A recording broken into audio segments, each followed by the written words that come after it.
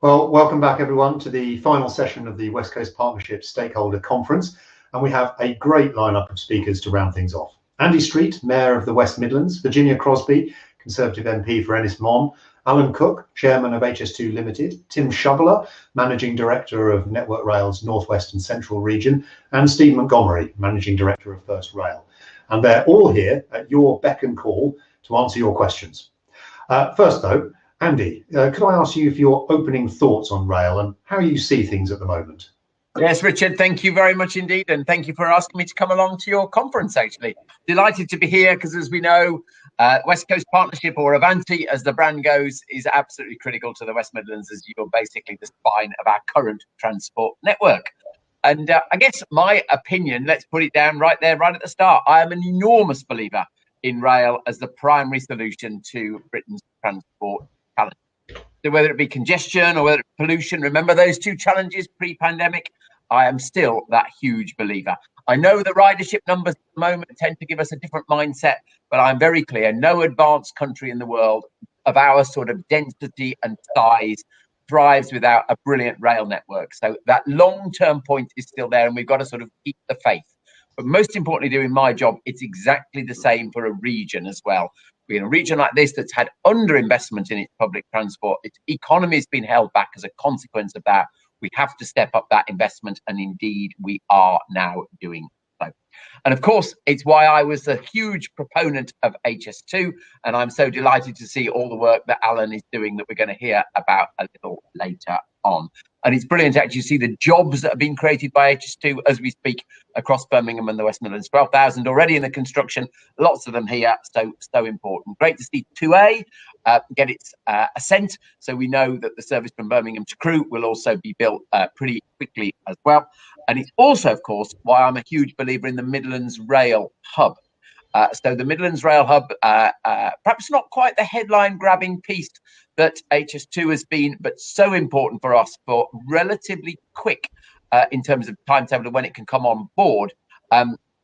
Improvement in connectivity between Birmingham, Leicester, Derby and Nottingham, and that important link between Coventry and Leicester as well. So that's the big thing we've got to lobby for as well, to bring about that east-west connectivity in the Midlands, which actually is pretty poor at the moment. Then in terms of local services, anyone who's been following my time as mayor knows that I'm a huge believer in improving our local rail services. Everything from West Midlands Trains, frankly, doing what they're supposed to do in their franchise agreement, which they're doing very nicely, thank you, just at the moment, with no passengers. And of course, they're investing lots of money in new rolling stock, which is brilliant to see. But also us reopening old beaching lines that have been closed. And we got the final news last week of the success in getting agreement to the Walsall-Wolverhampton line, and of course the Camp Hill line in South Birmingham. Two lines that literally have had no trains for 60 years. They will be running, and that's given us encouragement for many more Restoring Your Railways bids. And I'm not going to embarrass you by going through, or embarrass myself by going through all of the bids that we've currently put in.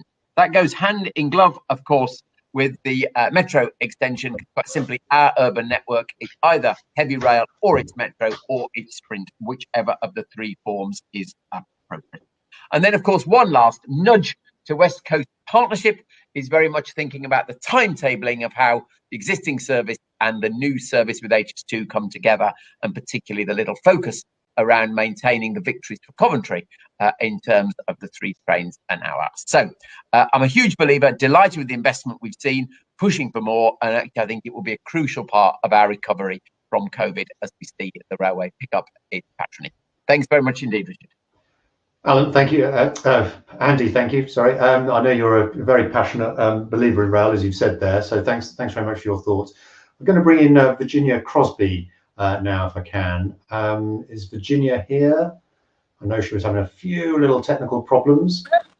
Here we are, Virginia. Hello. You're, of course, the MP for one of the constituencies on our route for Avanti West Coast. Could you give us your thoughts on what you think lies ahead for the rail industry? Yeah, absolutely, Richard, and thank you so much for inviting me along. And it's lovely to follow my colleague Andy Street as well. It's a pleasure to speak to the West Coast Partnership Conference today, particularly after what's been a very challenging 12 months for the rail industry. And I would like to say a thank you to the key workers who kept the railways running throughout the COVID-19 disruption. and they will play a key part in the UK's economic recovery. Now, I'm MP for Ynysmore. It's an island community, and Anglesey has always had a very good transport networks. And indeed, the economy of North Wales as a whole over the past 200 years has been closely linked to improvements in road and rail, driven initially by the need to improve journey times between London and Dublin via the Port of Holyhead. And indeed, in 1800, it took nearly 3 days to actually do that journey. And now, thanks to years of investment and endeavour, we can do it in under 6 hours. And that's care, obviously, of Avanti and Irish ferries. But this really would not have happened without our rail link. And it's testament to the importance of rail that Anglesey got a rail bridge to the mainland in 1850, only 25 years after it got its first road bridge. And for centuries before the Menai and Britannia bridges opened, you could only cross the treacherous Menai Straits by boat. Or if you're an animal going to market, by making a rather frantic swim of it. I've been swimming in there quite a lot, not deliberately, I must add. The opening of our road and rail bridges really delivered a step change to the people and also the fortunes of Anglesey. And the railway led to the development of a new port in Holyhead. And it's got this fabulous mile-long breakwater, embarkation piers and secure berths. But also mail boats to Dublin took more and more passengers, gradually becoming the ferries that we see today. And we were even honoured to have a visit from Queen Victoria. But the whole island economy now, as then, is hugely reliant on good connectivity, and each and every resident of the island is a stakeholder in that connectivity, maybe more so than anywhere else in the UK. It's the road and rail which once brought industry, massive engineering projects and local employment, which now mainly come through freight and tourism. And in the last recent years, the port has handled over 500,000 units of freight and 2 million passengers annually. And we also get more than 1 million tourists each year. And all of these people use our road and rail infrastructure. But tourism and this through traffic don't necessarily create a sustainable economy, particularly with the unexpected hits that we've seen over the last 12 months with coronavirus. But we're in desperate need of something more. And we need to take a really hard look at the road and rail links that generated growth and prosperity 200 years ago as the foundations for a more sustainable future for the island. And I can reassure you that Anglesey doesn't just want to take back the benefits of better connectivity. It really wants to give back too, both nationally and globally. We're known as Energy Island. We have a wealth of innovation and natural resources to be harnessed. We've got Morlice and Minesto. We're working on schemes to generate energy from our seas. We've got Orthios, which is a company that brings in plastic waste and recycles them into synthetic fuel. And of course, we've got Wilver Newydd, that I'm sure you've all heard of as the best potential nuclear site in the UK. And recently, I was absolutely chuffed to hear Anglesey mentioned in the Chancellor's budget when we got UK government funding of £4.8 million for an investment in the Holyhead hydrogen hub. And that's going to be essential for us spearheading hydrogen production and bringing forward the prospect of greener road and rail vehicles. So I know that the West Coast Partnership takes its obligations for investing in the community very seriously, and I was delighted to see the North Wales Road and Rail links highlighted in the recent Union Connectivity Review by Sir Peter Hendy. And I hope as a result we'll see further investment made both in future-proofing and improving journey times, reliability and resilience. So we really now have a once-in-a-lifetime opportunity to make a step change in the fortunes of Anglesey and North Wales by bidding for free port status. And if successful, it would set the region up for inward investment, innovation and enterprise. And it would see the Port of Holyhead elevated to the position of global player that was first in its sights around 150 years ago. And it will bring in business, people, prosperity and lower the capital cost of large projects such as we need to finance the opportunities like the Wilver nuclear power station. And excellent transport connectivity will be vitally important to ensure the benefits of this opportunity can be realised. And Andy mentioned HS2. The introduction of HS2 will free up freight capacity on the West Coast main line. And it really would be a travesty if we lost out to the economic and social benefits of Freeport status because our transport infrastructure is not up to scratch. So I'll end by saying that we need to maximise the cooperation and cross-working opportunities we have to improve all of our methods of connectivity, including virtual connectivity, which can be implemented in parallel with road and with rail improvements. And it's only right that we work together. Really, we need to work together. We need to work smarter, not harder, to bring back better access across the UK, post-Brexit, post-COVID. And that's why it's truly heartening to see conferences like this really bringing together stakeholders from all sides to discuss real issues in a spirit of partnership. So I'd like to end by thanking you all for including me in this conference, and I look forward to hearing back from you. Great, Virginia, thank you. Good to hear those thoughts. Let me turn now to our other three panelists, if we can bring them onto the screen. And I'm going to start with Alan Cook, who's the chairman of HS2. Hopefully Alan can hear me. There he is. Alan, you're the chairman of HS2. We've already heard about the importance of rail to economic growth and job creation. I think everyone here will be advocates of that. Tell us a little bit about how HS2 will help drive this economic growth and job creation, particularly now in the years before it actually starts operations. Yeah, thanks, Richard, and thanks for the opportunity to speak on the panel. It's great to be here. I'd like to start off, first of all, by saying, in terms of where we are economically, there has never been such an important time for programs such as HS2 to be the cornerstone of the recovery that we are about to see in the UK economy. But in particular for the Midlands side of it, it is so absolutely crucial. I mean, Andy mentioned about the jobs that we are creating already on HS2 in the Midlands. And can I just make the point that actually when we speak about jobs, I always talk about careers because it's really important for a programme of the size and complexity of HS2 that we think about it not only in terms of providing much needed jobs for the area and indeed for the UK as a whole, but actually when you think about it, this programme is going to be we're going to be in construction for the next 10, 15 years. And that means that people as apprentices can join our organisation or our shareholders' organisations, the supply chain that we actually employ, and build their career. So I'm not just talking about engineers. I'm an engineer by background. I started my life as my career as an apprentice. But it's not only about the actual engineers. It's procurement people, it's project, it's programme management, administration, HR, commercial. These sort of careers are what we're generating within the area. And these are the sort of opportunities that we are presenting.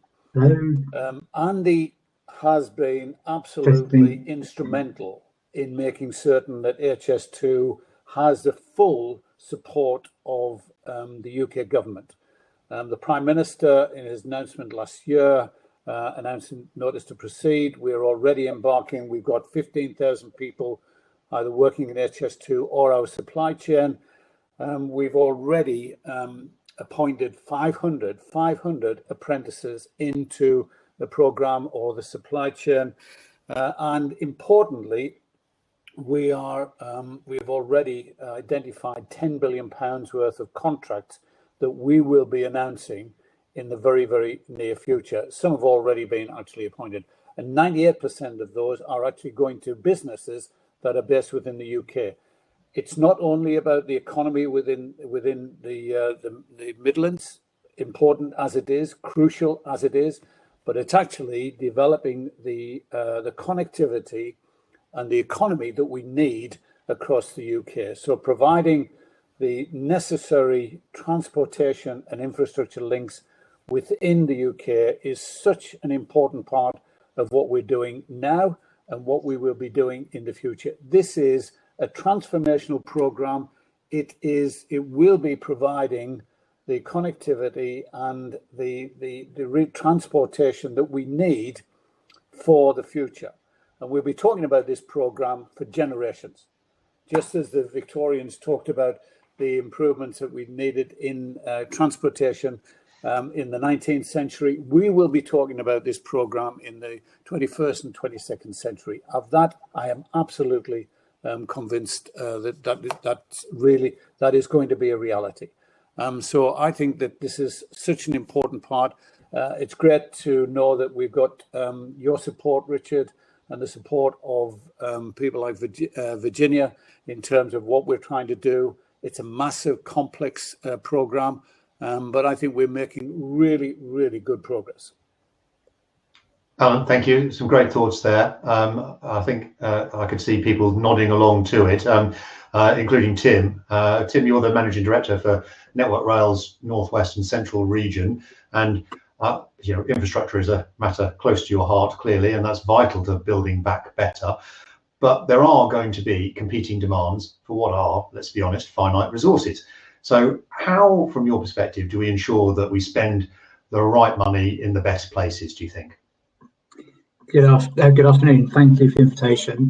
Let me start by saying I'm also an avowed supporter of obviously of rail, but particularly of high-speed rail. I was fortunate enough to start at the Eurostar in 1993, about a year before we opened it, and was just amazed to see and understand and learn how the French operated their high-speed network, and see the transformation of places like Lille in northern France that was possible through high-speed rail. So I'm absolutely with this programme. In terms of prioritisation, this is a really good challenge, because one of the really exciting things about my role is that we have responsibility for today's network, but also the integration with things like East-West with HS2, but also East-West Rail. Amazingly, we're building 2 new railways in the same part of the country, which is absolutely fantastic. Privileged to be involved in. But of course, it is then a challenge to work out how do we make the best use of the existing network, some of which is approaching 200 years old, and in some places is showing its age, which is one of the reasons why something like HS2 is so important, so that we can deliver the reliability and services that passengers are expecting in the future. And then creating opportunities then to take a little bit more time to focus on getting the level of safety and quality that we need from the existing network. There are some big opportunities there as well, because whilst there's no shortage of things that we could be doing or investing in, I'm also really clear that actually by supporting the opening of HS2, that will provide new revenue opportunities for the existing network, which again will all be part of the really important business case that we'll have to make to justify the investment we need to maximise the value of HS2 services on the classic network. Because I'm really, really clear that I don't want passengers to be able to see a difference when they travel on HS2 lines, or when they arrive perhaps crew for their journey on to Manchester, or a crew for their journey on to Scotland, to perceive that actually the level of quality they're going to receive, the reliability of that journey is any different.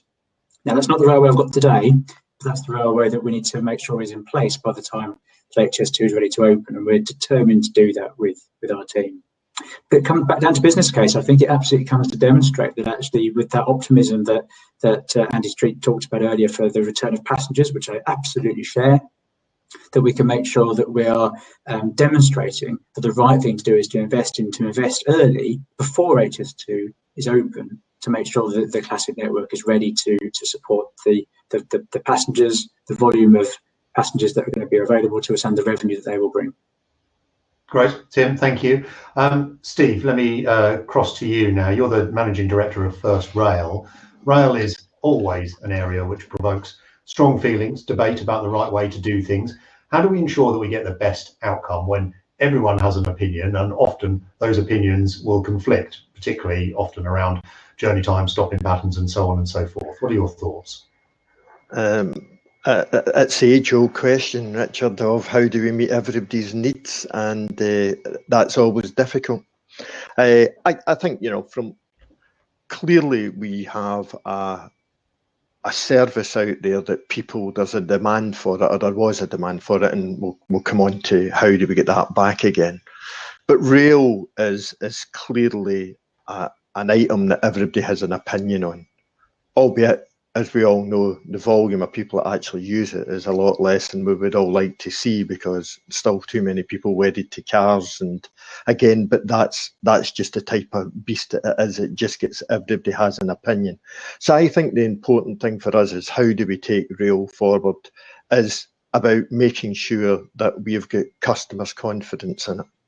And that is, and when I say customers, I mean also stakeholders. people will demand of how do we stop at every location, but I want to get there quicker than I did before. And we have to balance that, and we have to make sure that the connectivity that we have within rail starts to meet those needs, that people no longer feel that it's such it's going to be more difficult to change at a train, whether it's a crew or whatever it may be, to get to another point in between. And it's getting those markets right for us at the moment is the biggest challenge that we will continue to have, even when HS2 comes. HS2, high-speed railway, everybody will want to stop at every location. And it's not geared to do that, of course it isn't. But how do we then make the connectivity for everybody better, so that when we get off a train, that we know there's another train waiting to take us to our destination, or vice versa? How do we feed into the high-speed networks? And that's the area that we need to continue to work with, and making sure that customers feel that it's not going to be a real hassle to them, that it's actually quite an easy task to do. And I don't think at the moment we convince customers that, and we certainly don't convince stakeholders that at this moment in time. And we need to do more work in both those areas, because we need the key stakeholders to be able to come out and actually sell the fact that there is good connectivity between, getting off a one train onto another train. Yeah, exactly. Good thoughts, Steve. Thank you. I've got a few discussions in the chat, so thank you for those questions. Keep them coming through. Centering around North Wales. So, Virginia, I realise I'm probably talking to the converted here, but Robert Saxby has said that, with the importance of staycation, can we fill in some of the gaps in the service? And Philip Evans has echoed this. It's going to be no surprise that you would like to see improved connectivity to North Wales, encourage that staycation market, I would imagine.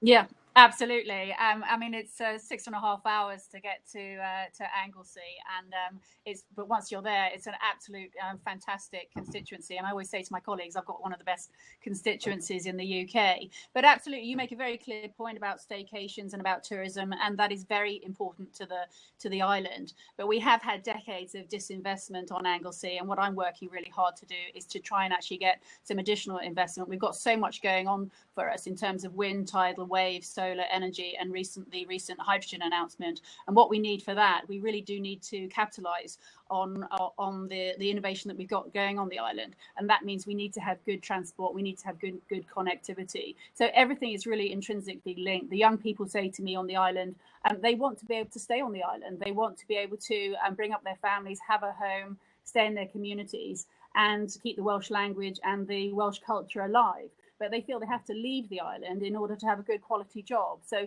if we can get investment to the island and good connectivity, it means that these young people can stay on the island. They can have have aspirations, and they can actually live their dreams in one of the most beautiful constituencies in the UK. Virginia, thank you. I'm sticking with that sort of theme. Alan, I'm going to come to you. Richard Wilcock from Rail Future Wales is saying that electrification of the North Wales coast would connect with the North West and WCNL electrification, and it would allow North Wales to access HS2. Now, the connectivity of Wales to HS2 is a question that keeps coming up time and time again. What are your views on this? How do we tackle it, and how do we make sure that Wales benefits from HS2?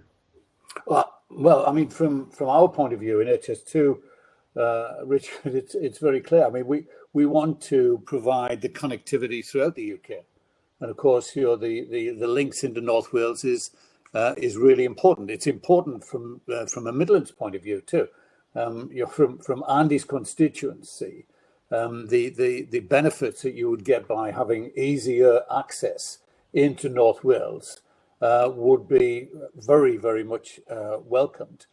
So we'd like to see that link in there. And again, I think as Tim said earlier on, the question is not, basically it's a question of making use of the available resource that we have and the funding that we need to actually do that. The demands that we've got from a Treasury point of view in terms of what it is that we're trying to do, I think are apparent every day within the programme. But from a desirability point of view, we'd love to see the link strengthened into North Wales. not least of all to make full use of the innovation, the skills that we have in North Wales that we could really use within the programme, because part of what we're trying to do is to actually generate the economic recovery that we're all wanting to see across the UK, and that means access to the skills and the abilities and the innovation that we see within North Wales and other areas within the UK. But our position is very clear. We'd love to see the improvements that Virginia talked about in terms of connectivity. Absolutely. Yeah, it's a whole system approach, isn't it, that we've got to take here. Yeah. Andy Street, let me come to you. A question from Toby Ratcliffe at West Midlands Rail Exec. How can we ensure that the potential benefits of HS2 Phase 2A in terms of improving connectivity between the West Midlands and the North West / Scotland are delivered sooner, rather than everyone having to wait until Phase 2B of HS2 is completed? This is going to be another one where you're going to be a vociferous proponent of doing this, I'm imagining. Yes, so the question isn't so much for me, it's for the people who are actually going to make this happen. But Toby, I'm delighted you've put it up there. I decided not to cover it in my intro remarks, but this shows Team West Midlands, as I call it, is perfectly joined up. So thank you, Toby, because we can then make sure those on the line who hear this, who are responsible for this, will act on it. And I hope that Caroline Donaldson is on the call as your development director, because this is a really, really important point, which I've actually discussed with Alan. And it's actually why crew and what I said about 2A is so important. And it also picks up what Tim said, that, we want HS2 and the conventional network to be seamless. And I actually think the idea of quickly getting 2A done, which was Patrick McLaughlin's idea when he was Secretary of State, which I know Alan is fully behind, is really important in starting to do what Tim talked about. To be really precise, what Toby is talking about is at the moment, the early timetabling we've seen is that although once 2A is done, you will technically be able to get a train from Birmingham Curzon, or indeed from Birmingham Curzon, the city centre station, to Crewe, and then on to the conventional West Coast main line. There is nothing timetabled. And that's why Toby says we're having to wait for the full link to Manchester on HS2, or indeed to Leeds on the eastern leg, before we get that advantage. And I will be blunt, that is bonkers. Because as everybody's said so far, there's been huge agreement that the whole purpose of HS2 is to improve connectivity. It will be possible, but the current timetabling is not allowing it. And so, Caroline, I want you to hear this, and I want it dealt with, and I will be vociferous over this, because it is absolutely ridiculous. Because we can improve the business case for HS2 if we bring forward when that is going to be made available, both for citizens of the West Midlands and indeed for visitors from other parts of the country to come to the West Midlands. So it's actually a very, very important point for us. And Richard, it is the one we will be lobbying on very hard, hence Toby picking it out for the chat this morning. Andy, thank you. You've made that point loud and clear, and I can see Caroline has responded on the chat saying she is on the call and listening. So I want more than listening. I want action, Richard.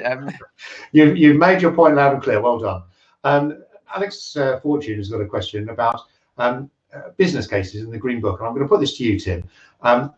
It's difficult, isn't it, to use traditional business cases to value things like reopening old lines and wider community benefits, perhaps connectivity, welfare, mental health, the ability to visit friends and family. Those things aren't traditionally in those business cases. How can we deal with that, do you think?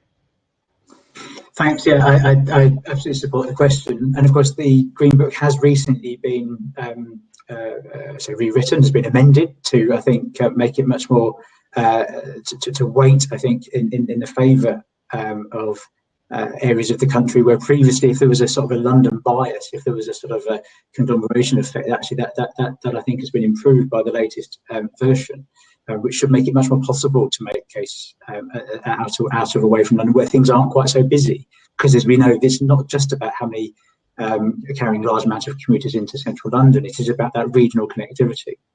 I think you also make a good point about things like traction decarbonisation, for example, which again are trying to are highlighting opportunities for investment in rail electrification, whether that be the North Wales coast, or actually whether it be about re-electrification of the existing network.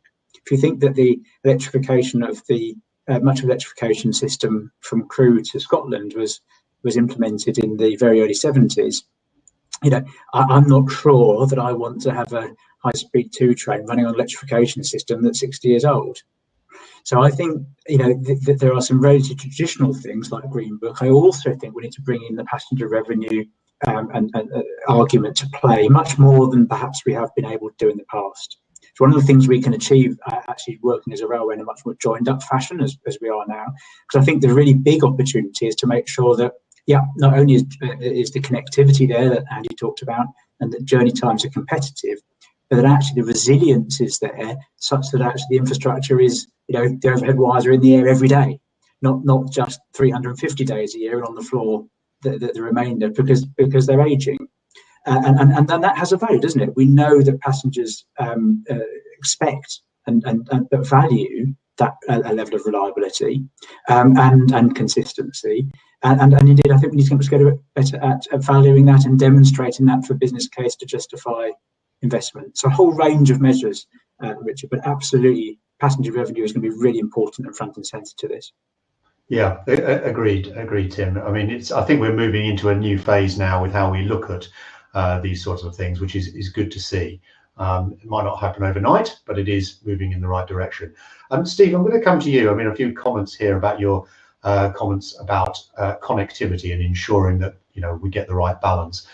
Graham Cross, Steve, if I may observe, fully aware of the difficult task which WCPD faces, Lancaster has had through trains to London for 150 years. Stakeholders and passengers there won't easily accept their abolition and replacement with an inconvenient change at Preston.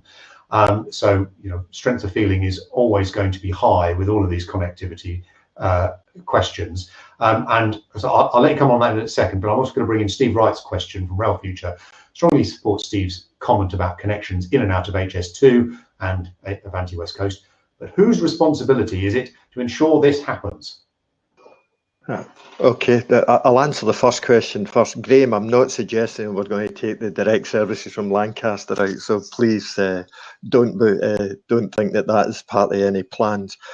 What the point I was really trying to make is people always want to get there more quickly, and we've got to look at all the different options that we can try and achieve that, but still serving the markets and making sure that we don't make it unattractive. And when we do have connections, that we make it as seamless as possible. That's a real point.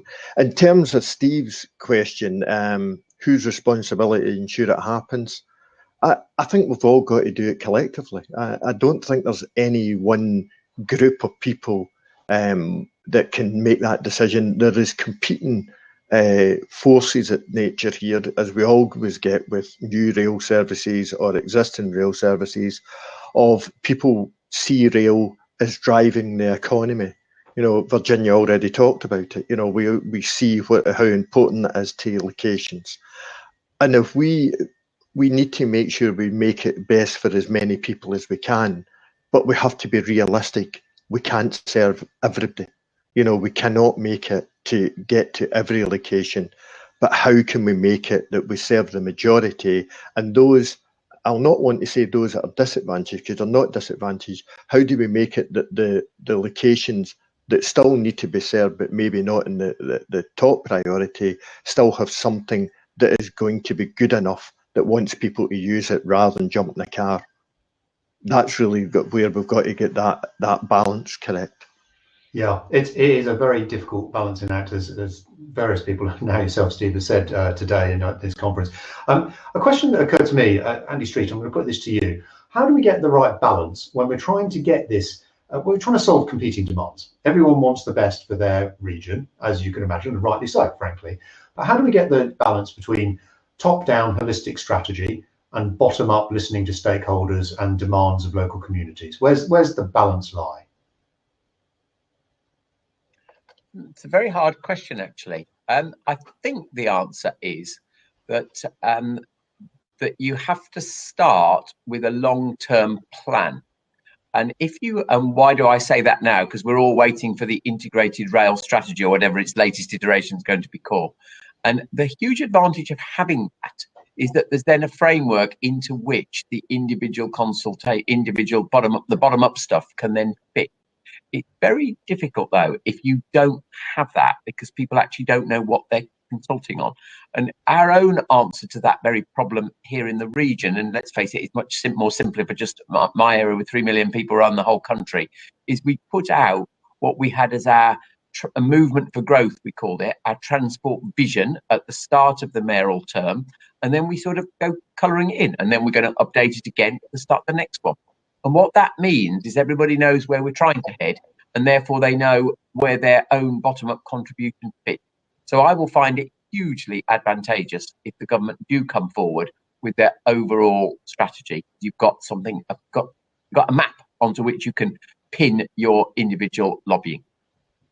Yes, it's always difficult. As soon as you get an overall strategy, of course, everyone's straight into the detail. And but yes, you've got to get that balance. Yes, that would seem sensible. Alex Fortune from Transport for Wales has got a question for Virginia. How do you think the Ideas Fund can be used to help upgrade services, especially with community assets that could be upgraded to benefit local and regional communities? What Steve was saying about community and what Andy was mentioning about investing for connectivity.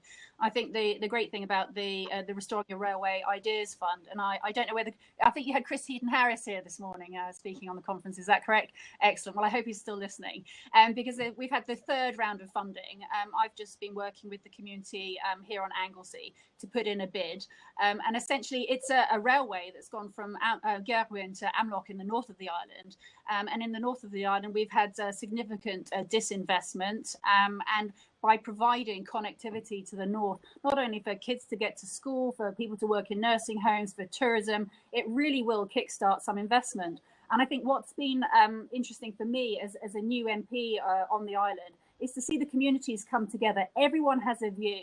Some people want it to be steam trains, some people want it to be light railway, some people want it for horses or for a multi-use path like the Camel Trail down in Cornwall.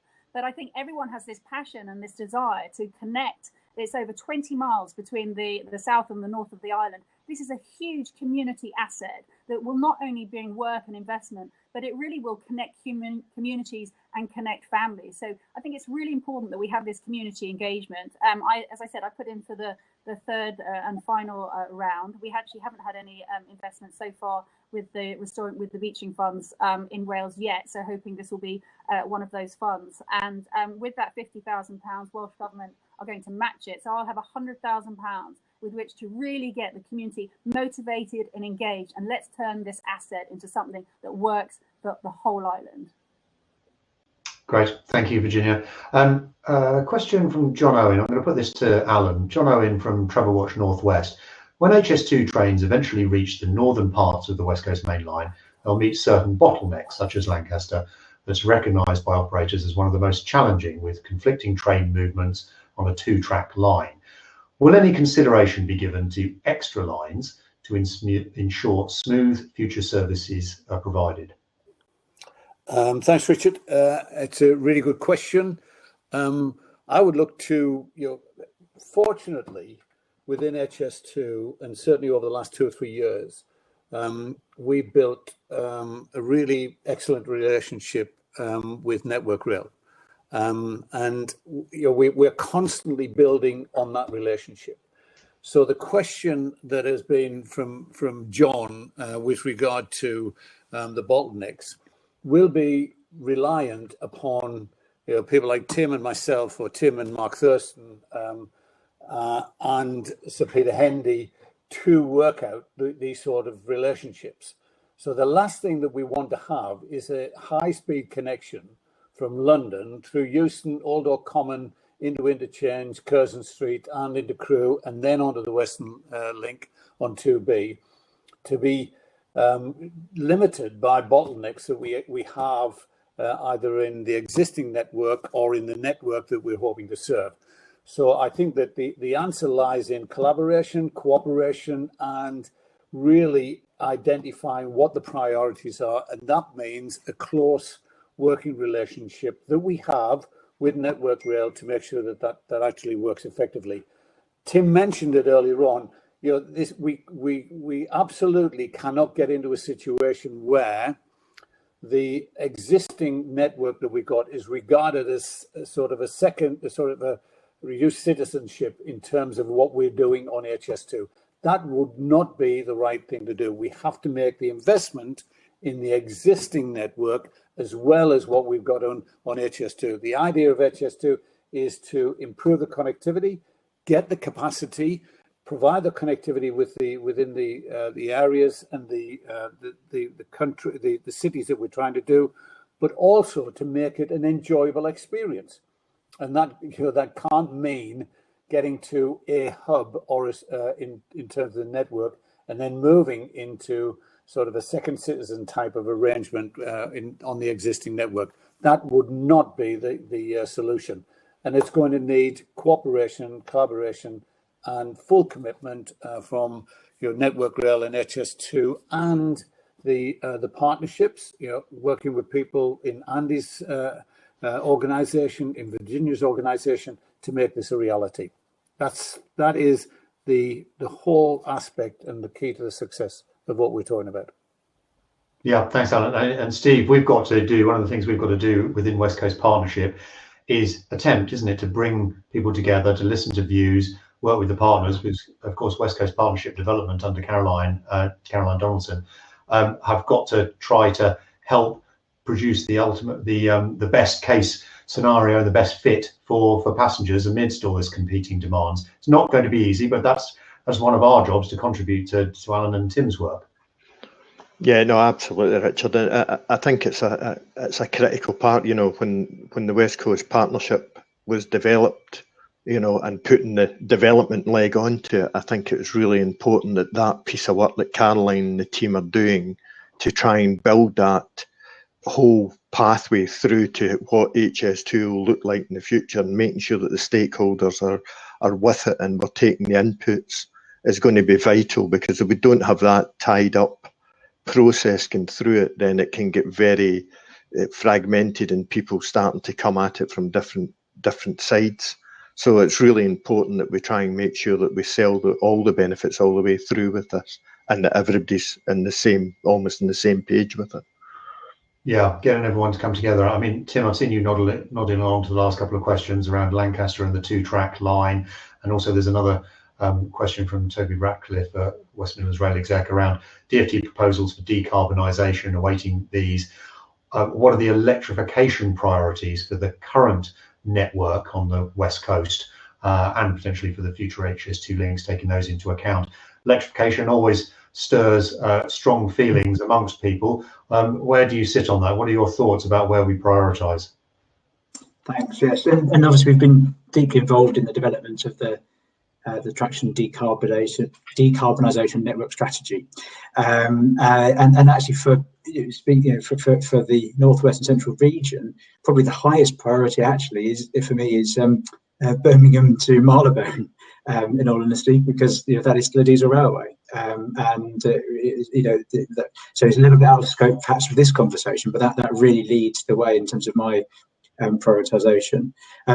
In terms of the existing network, though, a lot of it's about re-electrification, because to cope with the high-speed 2 trains, the additional freight trains that paths are being created for, that will actually need to increase the capacity that the system has. So this is about the feeder stations, the substations, and elements like that. Because we were very lucky in North West and Central, the majority of our routes are already electrified. So the challenge actually is a slightly different one. It's about making sure that what's there already has the fundamental reliability in it to make sure that it's reliable, as I talked earlier, but also the capacity so that it can provide the amps to the trains that increasingly will be electric in the future, which is absolutely what we want to see. And if I can just, with regards to the previous question, I think there's some fantastic opportunities, the point about Lancaster being well made, when we look at bringing together some things that need to happen. So, for example, re-signalling of that railway is due. Actually, by moving straight to in-cab signalling, called European Train Control System, which is absolutely the same type of system that will be used in HS2 itself. The plan that we're developing, if you like, is actually we'll continue with that approach to continue pushing north from Crewe so that actually the trains will operate on the same system. Now that has huge flexibility with it, because with European train control system, you can operate on either track in either direction. Unlike the current signalling system, where you can only operate in one direction on each line. Now, that's not going to be a huge value during the day because it's so busy. But remembering the West Coast is open all week, it's only closed for 8 hours on a Sunday night, so Sunday night 0100 Sunday to about 0900 Sunday. Other than that, between Crewe and Glasgow, it's open all the time. So the things like that signalling control system will allow us to do maintenance work overnight to make sure the rail is more reliable during the day, using the one line that is open in both directions, rather than at the moment where we struggle to do that.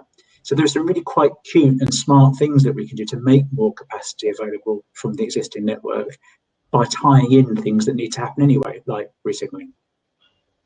Tim, thank you. There's a question from Trevor Mason from Herts County Council. Although it's Herts, I'm going to put this to Andy, I think. The problem is that there's not a lot of reassurance to communities on the current West Coast Main Line that they won't have a second-class intercity service post HS2. And this is the reason I'm putting it to you, Andy. Is this will be a common refrain, I think, up and down the network. There's a lot of talk and work about reopening beaching lines and making sure that communities that are perhaps underserved at the moment are connected properly to the rail network. How do we ensure that that isn't lost whilst everyone is focusing on the really big stuff like HS2 that is happening? I don't think that is happening, Richard. I'm not quite sure that's what Trevor means by his question. So let me have a go at your question, then what I think Trevor is getting at. So I actually think it almost goes back to my previous answer. Since we've known in the West Midlands there'll be two terminal stations at Curzon Street and Interchange, what we've been trying to do is plan our future public transport to link into those stations. And our commitment in 2015, when we did our HS2 growth strategy that we've just updated, is there'll be nowhere in our whole region that's more than 45 minutes by public transport from one of those two stations. So actually, it has encouraged investment in the conventional, not just rail, but other modes here as well.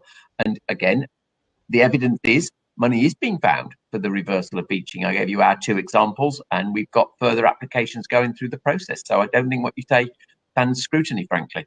The point that Trevor's making, though, is a different one, which goes, is there a timetabling issue where the incredibly good West Coast Main Line service, 3 trains an hour, Manchester, Birmingham, whatever it is, 2 to Liverpool now, will be made less frequent because the demand won't be there, and that will have some impact on the stopping patterns. And so that is a very fair challenge. I face it day after day with citizens in Coventry who say to me, well, it's all very well if you're in Solihull or Birmingham, but what's we going to get where we've got a brilliant 3 trains in our service at the moment? So again, this is another very live thing for Caroline's inbox. I actually think the answer will be that with some of the capacity taken off the route through, let's call it the main London-Birmingham train, it doesn't seem to be beyond the wit of man to then work out the stopping pattern to still do a very good job for the Coventry's, Rugby's, Watford, Milton Keynes. But that does need to be seen. And I think that's another area where the partnership has got to come forward with that. And there are not just communities, big cities along the line, they're all waiting to see that outcome. But the principle, which I actually buy into, is with some of the demand taken off, you can redesign the route to serve those. Andy, thank you. Steve, I'm going to come to you and put a question to you from Toby Radcliffe. Well, he sort of touches on a point about shorter-term opportunities for improving connectivity at towns. He mentions Nuneaton, Tamworth, Lichfield, which he believes are relatively poorly served at the moment. But I think this goes into a broader point. We don't know what travel patterns are going to be like. And I put to David Hogarth in the previous session that actually people might commute for much longer distances, but do it a fewer days a week. You know, they might do it 2 days a week, but over a longer distance, for example. We don't really know at the moment what the travel patterns will be like. And there's a danger, isn't there, of assuming that everything stays even roughly like it is at the moment. We're going to have to be pretty agile as we respond to changing demand and patterns and look for advantages that we can take advantage of, opportunities that we can take advantage of, and things that we can do to serve communities better. Yeah, I think it's a really valid question at this moment in time. You're right, Richard. None of us know at this moment in time what the pattern will be. I don't think it's beyond us all to accept that we will not see commuting, certainly for the next couple of years, as to what it was previous to the pandemic. In terms of being able to move services about and serving communities in different ways, I believe we've got to try and understand what is the new base going to be like and what is it we're trying to meet. Again, we don't want to throw away recovery through making short-term decisions that are then very difficult to replace in the longer term, because once people get used to something, then obviously they don't want to give it back up again. So I think it is going to take at least 12 months when we see what the norm is going to be and what the new norm will be. And then I do think we're going to have to consider how do we rebase things and what is the right decisions at that moment in time. My fear is if we go and try and do something too soon, then we'll make a mistake and it will be difficult to reverse out of again. Yeah, Steve, thanks. Virginia, I'm going to put this to you. It's not a question directly related to your constituency or anything, but I wonder if you'd have an opinion. Deborah Mills-Burns has said, will there be travel safe partnerships formed similar to those already established through British Transport Police to ensure that there's a strategic approach that's aligned with key stakeholders to deliver a safe and secure environment for customers? And that last bit is obviously a very live issue at the moment. I wonder what your thoughts are about how rail might do better or where things could be improved to make sure that we do give people confidence as we build back and we encourage people back onto the railway to say it is safe, it is a secure environment, and you can come and travel on our trains.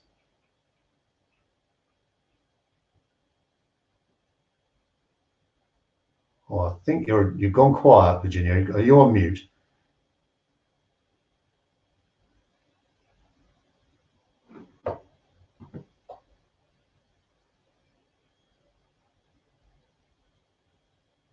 Give you a second. Well, we'll come back to you. We'll come back to you, Virginia. Don't worry. I'll save that thought, and we'll get the tech issues sorted out. I'm going to come instead to Tim. Question here from Stephanie Clifford. Great to see the big works done at Kilsby, Crick, and Camden under the cover of the pandemic, but then we see the surprise embankment failure at Hill Moreton and other major propping up at places like Hopsford. What's next on the infrastructure list to fix? To try and prevent major disruption. This is a never-ending task, of course, for Network Rail. What are your thoughts on trying to predict where the next failure is? Thank you. Well, first, thanks for the comment, and credit to Steve's Avanti team and West Midlands Trains, for example, and indeed the freight operators who have worked just amazingly creatively with us to allow us to take some time to repair some bits of railway that actually haven't had much work for, in the case of Crick Tunnel last week, 150 years. But that collaboration, which absolutely indicates where the industry is now, unconceivable just a year or two ago, is allowing us to do some exceptional things. So, and of course, the reason we've focused on those things is because they are the things that are causing problems today. Crick Tunnel had flooded 18 times in the last 3 years. So by spending £3.5 million on it, then and renewing a kilometre of drainage, it ticks that box and makes it good for a few more, good few years yet. What do you make about Hill Moreton? For people that might not be aware, that was a landslip, and that absolutely, during non-COVID times, would have been extremely disruptive for all of our passengers. It effectively closed the West Coast Main Line in the London to Birmingham direction. Such was the, and I think we've put 6.5 million tons of stone in to rebuild that embankment. So there's an incredibly large effort there required. So we're using technology. You'll have seen in a report we gave the Secretary of State last week that we engaged with some real industry experts. Lord Robert Mayer, who is an expert in earthworks, and Dame Julia Slingo, who is an expert in weather. So everything from engaging with the right people to allow us to understand really how are we doing everything we possibly can to predict and prevent, both in terms of the earthworks and structures themselves, but also in terms of the impact of climate change, which is clearly what's driving much of this increase in earthworks failures that we're seeing, so that we can try and make sure that our railway is resilient as possible. But it is a significant challenge because whilst there were many triumphs of the Victorian engineering, they didn't understand about earthworks in the way that we do today. And there's so much of it, we're just unable to do all of it, of course. So it's very much about an information, technology and weather-led focused. Okay, Tim, thank you. I was just about to see if we could try Virginia again, but now she's disappeared from my screen. So I'm not sure what's happening there. Maybe we'll get Virginia's thoughts another day. Steve, is she popping back? Let's just give her one more go. Can you hear me now? Can you hear me now? We can hear you. Okay. But the Wi-Fi failed. Sorry about that, Richard. There's West. The Wi-Fi failed us, Virginia. Sorry about that. We'll put that in a list of infrastructure things that we need to fix. Steve Wright from Rail Future. One final question I'm just going to put, and who shall I put this? I'll put this to Andy. If we're going to get passengers back on trains, don't TOCs have to offer some attractive fare deals? Now, I'm going to put this to you with sort of your public-facing hat on as well, noting that there is a balance to be struck over, Treasury public finances and encouraging people back with cheaper fares. Where do you see that balance being struck? Oh, and now Andy's on mute. What's going on? It's all going wrong at the end.